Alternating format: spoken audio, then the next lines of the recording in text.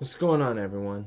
It's Nick, and I'm here again with another video, and you can already tell by the tone of my voice and the look on my face, I am not happy right now with what a disaster the Giants just had. I don't know what it is with NFC West teams just coming in and kicking our butt. San Francisco earlier in the year, and then this time Arizona. And hey, a different Giants hat on this time. The black one instead of the traditional blue one. But anyways, please remember to like and subscribe, hit the notification bell. It's the best way to show your support. And if you want to hear me talk about basketball, baseball, or football, this is definitely the place for you. And right now I'm about to get into this Giants game, which, again, I'm not happy about, but I may as well talk about it. Okay, so literally on the opening drive, Marcus Golden sacked Daniel Jones, forced a fumble, and got his team in the red zone. Thankfully, it didn't lead to a score as the Giants came up with a stop, but it stopped the Giants from getting any points on the board, and already a bad start to this game. And Marcus Golden, he was someone that I was not happy with the Giants trading, only for a 6th rounder when he had 10 sacks last season. And perhaps he wasn't the guy they wanted for coverage, but for the pass rush, yeah. After he had 10 sacks last season, yeah, I wasn't happy with just giving him up for a 6th round pick. And he did some damage to the Giants in his first game back at the Meadowlands. But speaking of Daniel Jones, though, he looks like he's still hurt, and hey, I respect his toughness as much as I'm not happy with his decision making, him holding onto the ball too long, and all that. I do at least respect his toughness, but dude, if you're hurt, you're hurt. And as much as I'd rather not see Colt McCoy out there, please just give it a rest before you make things worse. And you really did not look like you belonged out there.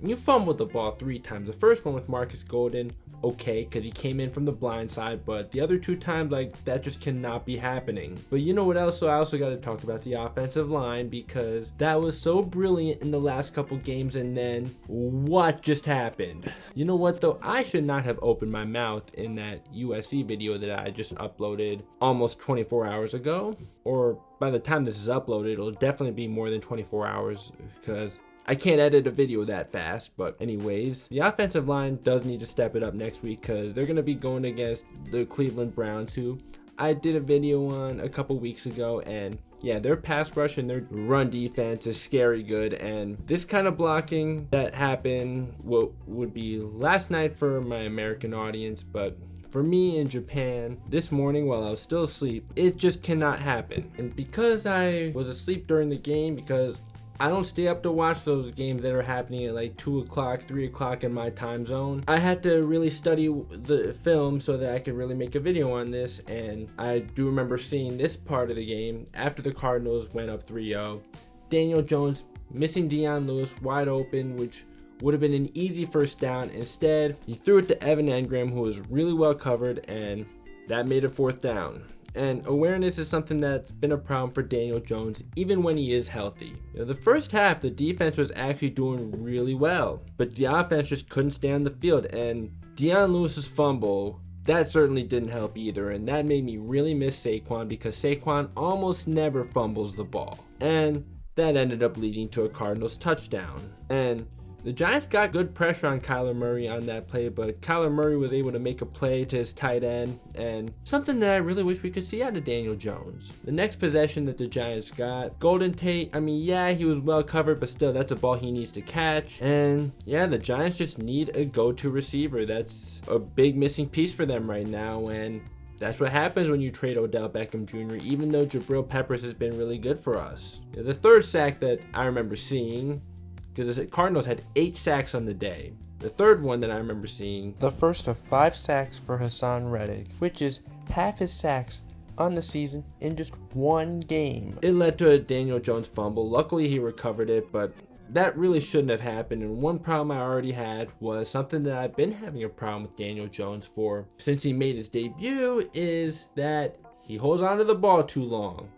Yeah, he's not getting the best protection, but also you got to get rid of the ball at a certain point, and he held onto the ball too long there, like he's done way too many times. But you know what else, though? The running game that was so great the last couple of games, that got minimized in this game. And like, dude, Jason Garrett, don't fix what's not broken. I don't know what it was with the running game today, because that was not nearly what it was the last 2 games, and you got to keep running the ball more if that's what's been working the last 2 games, and that's been a big part of these last 2 victories. But then, like, you just decide to get away with it, and perhaps that could be why the Giants had such a hard time blocking. Andrew Thomas, he looked phenomenal these last few games, but then this game, he just looked like he didn't belong out there at all.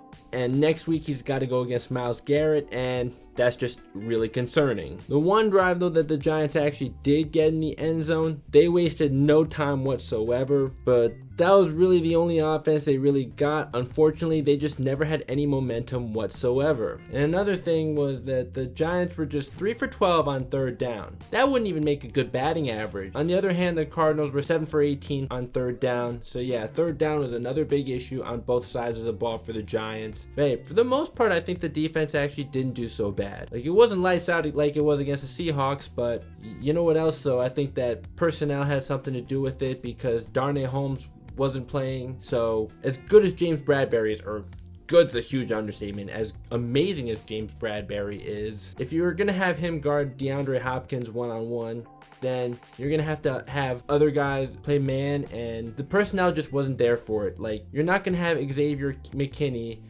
be a slot corner against Larry Fitzgerald because he's a safety. And DeAndre Hopkins just killed the Giants with 9 catches, 136 yards, and a couple times he just got way too open against that zone. But you know what though, even with that said, for the most part, I actually think the defense wasn't that bad.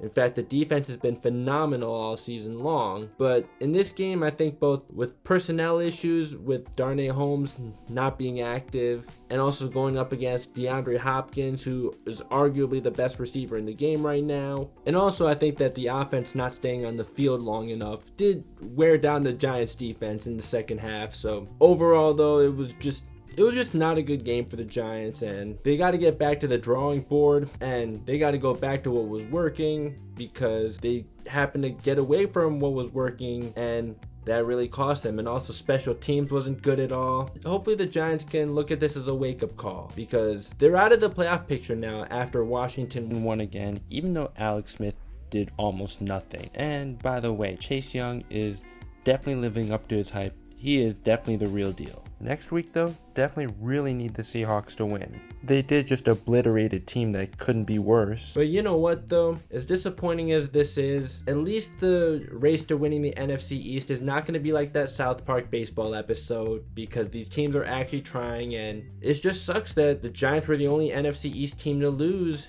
in week 14 when they've been so hot these last 4 weeks. But hopefully they can get it back together. It's gonna be a tough test against Cleveland, and I was feeling confident that the Giants would win this game, but I was obviously wrong. And perhaps the win against Seahawks, like, I had a feeling that it would have their confidence shoot through the roof, but probably it got them a little too overconfident. Perhaps this will humble them, and probably it'll humble me too, because I thought that the Giants would be able to win this game and make it 5 straight. But that just happened to not be the case, and the Giants got to get it together. The Giants are now 5-8, and as of now, they're out of the playoff picture, but it's not over. All right, you guys have fought back from adversity before. Let's not stop now. Let's continue to push for the division title, okay? Let's go Giants. At the end of this video, please remember to like, subscribe, hit the notification bell, and I'll see you next time. Oh, but actually, before I go, if there's anything that you want me to talk about in the future regarding basketball, baseball, or football, please let me know in the comments, okay? Now I really will see you next time.